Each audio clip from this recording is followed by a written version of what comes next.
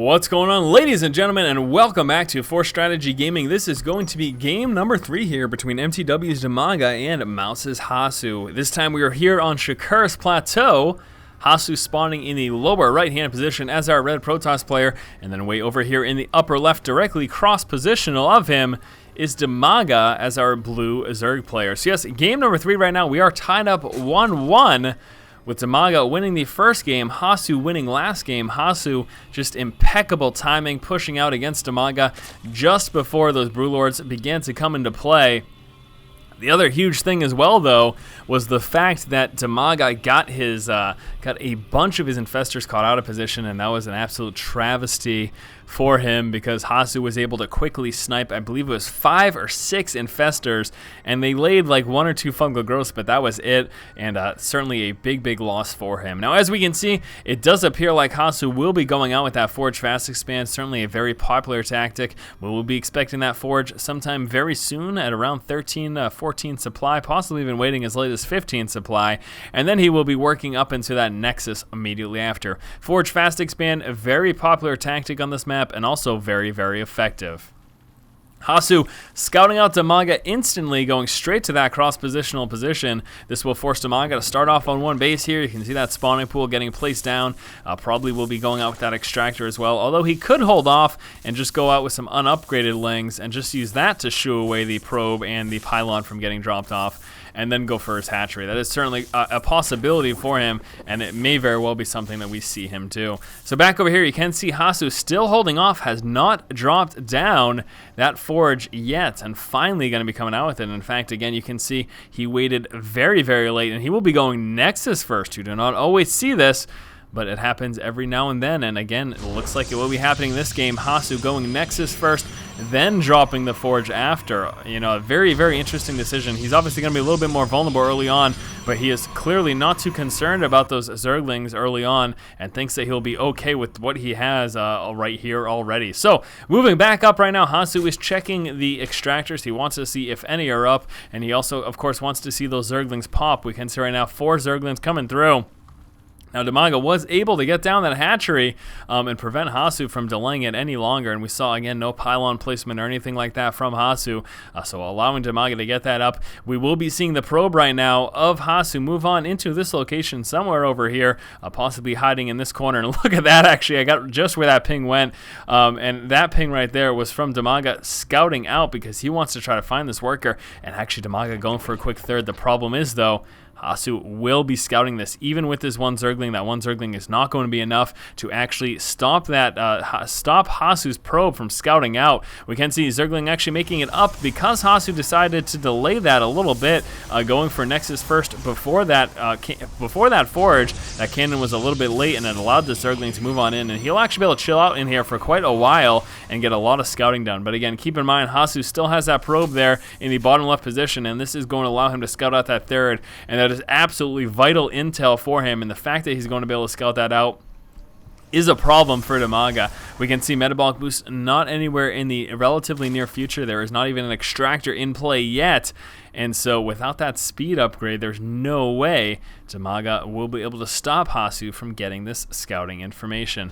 Back over here, Overlord will be moving on in. He is safe for quite a while. We can see that Cybernex core is not even in yet, and I am so shocked he still has not scouted out this probe right now. DIMAGA has been dancing around this base, and Hasu just sitting dead center allowed him to quite easily get this information, and there you go right now. He sees it, he knows it, he knows the Expo is down, and he's going to be able to respond as a result. We have one Zealot moving to the center of the map, grabbing control of that Xel'Naga, and then actually we'll be moving straight up there to the other Xel'Naga tower to check that one, see if there's any stray Zerglings that he can try to take care of.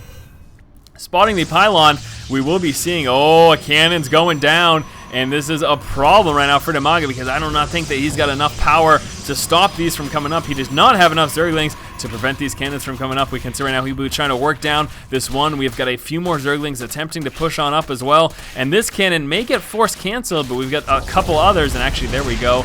We're going to be seeing Hasu realizing that there are too many Zerglings there for him to deal with, actually forced to cancel all of them, pushing on up to with the Zealot, and he's going to be trying to get some scouting information. Unfortunately, with that Queen plus those Zerglings, I don't think Hasu will be seeing much, and there we go, Zerglings finally able to take care of the Zealot there. But still, the big thing is that Hasu got that scout. He knows that there's a third there. Here comes the level 1 upgrades, and I fully expect a gateway heavy push to come out. Hasu not dropping it yet, but we should be seeing probably 4 to 5 additional gateways come out very, very soon. And it would not be too surprised if we saw a sentry heavy push against this expansion, and DIMAGA could certainly have a difficult time defending against it. Biggest thing for DIMAGA will just be to see that it is coming. We can see right now moving up with that Zergling there, getting some scouting information. Just wants to see kind of what does that wall consist of, how many cannons. Also wanted to see if he could possibly scout some sentries, or were there a lot of stalkers, or what exactly was going on. But as we could see, didn't end up seeing too much besides that stalker fire. He didn't really end up catching much at all. So here we go. We can see those gateways starting to work their way on in. We've got these 3 gateways coming on through here. Level 1 research still continuing to work its way on through. Back over here for DIMAGA, Roach Warren is coming out, also working his way up into layer tech. We can take a look down here at his natural expansion. Has got some decent saturation over there. And then back over here, some okay saturation for DIMAGA, not having these additional extractors. Again, that Roach Warren's just about to finish. Also, the metabolic boost is also working its way through. I don't know why I said also twice there. And here it is, 2 additional gateways coming through and the robotics. So actually Hasu not going straight gateway heavy for kind of a crazy like 6 or 7 gate level 1 push, but still will be likely moving out with a strong push nonetheless. The other option for him is to just let DIMAGA sit on that 3rd expansion and try to work up a strong 2-base army, eventually working into 3 bases, kind of like what we saw last game. Hasu essentially just waited until he had 3 bases up and running. He had a strong enough army to repel any attacks from DIMAGA, and then he was able to kind of work from there, push out against DIMAGA, and catching the lucky break with those infestors certainly helped him a bit. But still, the general tactic of working up on 2 bases, eventually working to 3, and then going with a very strong push is certainly a popular and effective one indeed. We can see those roach numbers working their way on up right now for DIMAGA. He's rallied right here to the center of the map, trying to get all of his roaches and speedlings into one location. Also a couple of spine crawlers attempting to help. We are seeing some creep spread go down over there as well. And here are the forces for Hasu sitting in the center of the map, and he could very well be getting ready for a push right now. He's sitting dead center. Couple of these sentries, and the sentries will be crucial in trying to take out the expansion, and the fact that he will be trying to force field out DIMAGA's forces. But with this scouting information of these creep tumor spreads here, DIMAGA should be seeing a push early enough to be able to respond to it accordingly. And actually, never mind, Hasu will not be playing that aggressive as he is going into his 3rd. So it looks like he will be working his way up into a 3rd base, and again trying to just mount up his forces off of 3 bases, and then eventually, once getting up to around supply cap, pushing out against DIMAGA. So game number 3, just like games 1 and 2, proving to be macro focused. Both these players evidently quite happy with the macro focus of the games that they've played thus far, and they're going to be continuing along that same path. Infestation Pit just popping. Here comes those pathogen glands, giving those infestors that extra energy once they eventually do pop. We can see DIMAGA getting his 4th expansion up over here. That is just about to finish right now, and he will be working to get that saturated once that is done. Level 1 missile upgrades coming out for the Zerg ground units, also that level 1 Carapace. Hasu right now sitting at 1-1. No additional upgrades coming out. He is coming out the robotics bay though, which will of course allow him to work his way up into Colossus, also getting a few immortals to try to deal with any of the roaches that DIMAGA may have early on in the game. Here come those 5 infestors, trying to time them to finish just after those pathogen glands do finish. Again, we can see these upgrades coming out for DIMAGA right now. I do want to take a look, though. Does he have the melee upgrades for his Zerglings? No, he does not. So, again, just going for those range and the Carapace. Not too worried about the Zergling upgrades quite as of yet. And, again, look at that impeccable timing there. Pathogen glands should finish just before these infestors. At least we're keeping our fingers crossed that that's the way it ends up happening.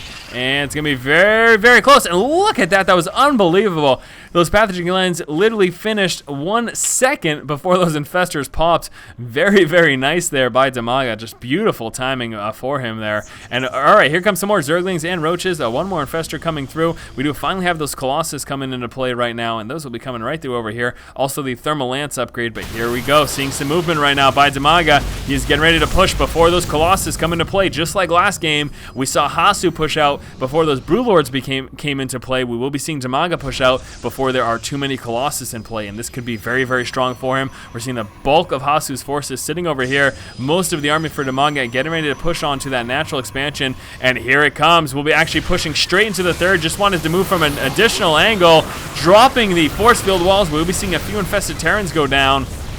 After those force field walls are up, DIMAGA immediately moving down to the natural expansion, and this could be a huge problem. Finally right now pushing out after dealing with those infested Terrans. Hasu will be pushing against DIMAGA, dropping a few more force fields, but his sentries are getting very low on energy. Here we go, Roaches and Speedlings moving up into that natural expansion will start to do some damage. We do have some more of DIMAGA's forces sitting over here, and only a small amount of his forces actually in this position attacking at all, and I think he's going to get ready for a sandwich effect. So some Roaches and Speedlings over here, more Roaches and Speedlings, plus the infestors come from the other side, and here come those Fungal Growths laying on the bulk of the army. This one Colossus gets sniped down, and DIMAGA doing fantastic work here, working through all of Hasu's forces. Just a few more Stalkers and that Immortal over there left. We've got a couple of Zealots getting warped in, lots more Roaches just about to finish. One Colossus did just pop. I'm not sure that this is going to be enough. A couple of Speedlings moving on over into this expansion as well. Back over here, some more Roaches trying to do some more damage. Economic damage getting laid down by those Roaches and those Speedlings. Infestors moving up there, and Hasu calling the good game. What a game number 3, guys. Unbelievable series so far between these two players. Now we're just about to move on to game number 4. If you like the series, if you like my commentary, please subscribe to the channel. Thank you so much for watching. Stay tuned for game 4 in just one moment. And as always, guys, keep watching and keep owning.